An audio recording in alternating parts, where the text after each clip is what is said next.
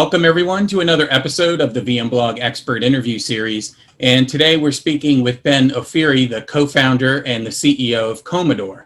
Thanks for joining us today. Hey, Davis. It's great to be here. So I guess first off, congratulations on the launch of Komodor. And just for folks who don't know, maybe you can kick things off by giving our audience an overview of the company. Sure, sounds great. In a very high level, what we want to become is basically the default place where developers and ops team go to troubleshoot their Kubernetes applications. And, obviously that's, an extremely interesting thing, a point of topic to cover. Can you explain what you mean by troubleshooting and how it's different from traditional monitoring and observability? Sure thing. So it turns out that in modern complex distributed systems, every time there is an issue, every time there is an incident, it's not that of an easy job to really understand what's going on, to manage the issue, to fix it, and then to prevent similar issues to reoccur.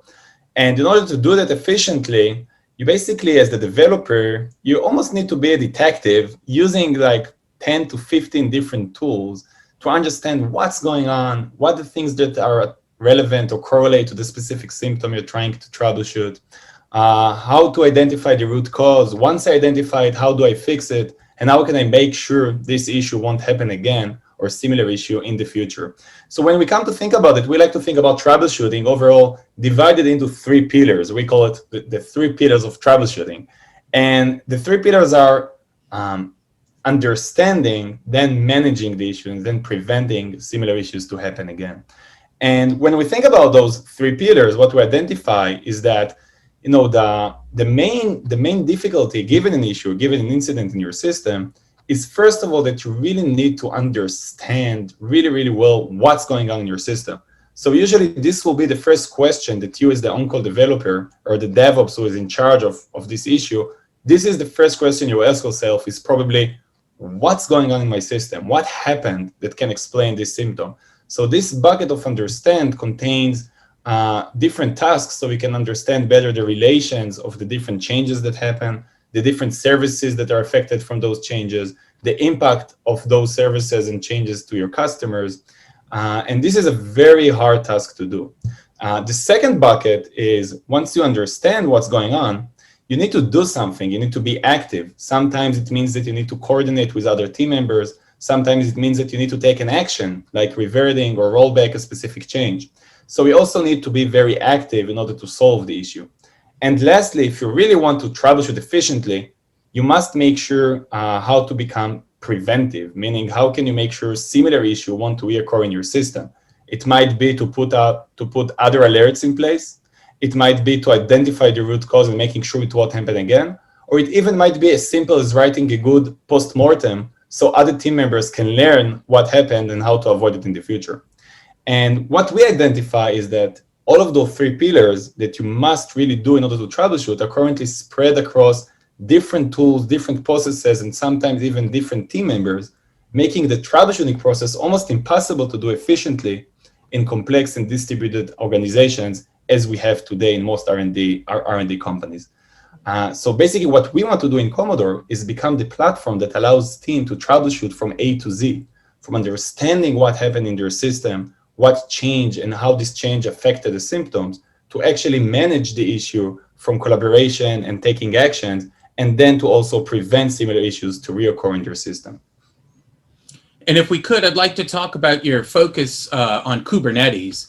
In today's modern systems, surely there's other infrastructure pieces that are touching the application. So how do you add broad value while being hyper-focused on Kubernetes? Yeah, that's a great question. So actually, I think the best answer is first of all to describe a bit how we see Kubernetes as a very interesting and very impactful piece of the stack. So basically, the adoption of Kubernetes, as you probably know, is increasing significantly, and we see more and more organizations using Kubernetes to orchestrate their containers. But we see Kubernetes not only as an orchestrator of Docker and containers platform, but basically we see Kubernetes as almost the operating system for the entire cloud operation stack. And I will try to explain. So think about what Linux did for operating system for servers, or what even recently Chrome did for web browsers. So it's not only one of the pieces in the stack, it basically becomes the heart of the stack. And then all of the other application or all of the other tools are built upon the operating system, right? So if we look on Kubernetes, what we see today is that companies who are using Kubernetes also using other tools such as the CI/CD tools, the observability tools, the configuration management tools, etc., as in a very high connection and independent with the Kubernetes. Meaning the Kubernetes is the heart, and then they have all of the other tools attached to the Kubernetes, so they can monitor it, they can deploy it faster, and they can test it easily. So basically, our focus on Kubernetes allows us two things. One of them is to deeply understand what changed within the Kubernetes layer, all of the configuration changes, all of the scaling or downscaling of the Kubernetes, all of the environment variable that changed maybe dynamically or maybe in a manual process, and of course deploys and health events, which are very hard to do if you're not sitting on the Kubernetes layer. But the second thing it allows us is to have a deep understanding with all of the integrated tools, like the CI/CD tools, the observability tools, and the underlying infrastructure.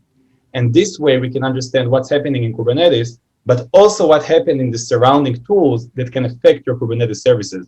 So it has dual incentive for us to have a very native and very deep integration with Kubernetes. And I have to ask, is there anything else like this on the market? It seems like, the ability to understand changes within a system would be a desire for any engineer. So how have teams been doing this before your solution came about? Yeah, so it's a great question. And if to be completely honest, basically Komodor is the tool that I always wanted as a developer, and my partner as well. And also the first employees that we hired, we basically, the pitch to take them was, hey, we're building the tool that you probably always wanted as a developer. Let's do it together. So definitely it's a tool that is very appealing for developers to have the control and visibility towards all of the things that change, that are affected their team, their customers, their systems, etc. And I think when you ask, what are the other players around it? So we need to understand two things. The adoption of microservices in Kubernetes, even though people are talking about it for like 5 years, is really happening now in most big enterprises and most organizations. And the second thing is the adoption of cloud services and managed services, and the fact that everything is as code today and companies are moving much faster is also a trend that, even though is very popular to talk about, is actually being in effect only in the last couple of years. So the fact that organizations, even like Komodor today, can make hundreds or even thousands of changes every day was science fiction just 5 years ago. Because back then, companies used to release or to deploy once a week, once a month, once a quarter, right? So we're talking about something that is relatively new. Now, if we're talking about other tools, like, to be honest, there is no single platform for developers to really understand what changed in a single place. So actually, they are forced to bounce and use different tools, different dashboards, different debugging systems, from API console to UI things, to really understand what happened and to manage all of the changes in all of those tools. Basically, what we want to do in Komodor is to bring all of this context of what changed in all of the different pieces into a single pane of glass. And I would say that, it's a big vision. We started, with something, it's a big vision, but we don't see currently, any other competitor who is having the exact same proposition. I will say that in the last couple of years, or even like in the last 12 months, we do see new companies emerge from stealth or doing small pivots, and they're trying to solve similar pain that we described. And meaning, there are so many microservices, so many different tools. There must be some orchestrator that allow troubleshoot or deep understanding of what changed from a single pane of glass or from a single source of truth. Obviously, each one of those companies have a different, approach and different focus. For example, we're the only one that is Kubernetes only and Kubernetes focused platform, but we definitely see new players in the last year that at least talking about similar pain points and offer different approaches on how to mitigate this pain. Ben, this has been real interesting and educational. So I want to make sure, as we wrap things up, where can those folks who are watching go to find out more about the things we talked about today? Do you have a place to go Is there a demo? Is there a trial? Where do people go to learn more? Sure. So first of all, the best place to start is our website at komodor.com, and it's Komodor with a K for Kubernetes. We offer a free demo and free trial for our customers. We're a company founded by developers, and we're big believers in providing value before you need to pay for anything. So we're happy to demonstrate the value for our customers in an easy setup. And besides that, you can also visit on our social pages in LinkedIn, Facebook, and Twitter. So I'm really looking forward to see some of you and be in touch. Great. Well, this has been awesome, and I really appreciate you taking time to tell your story to the VMblog audience. Great. It's been really, really nice. Thank you so much. All right. Take care. Thank you.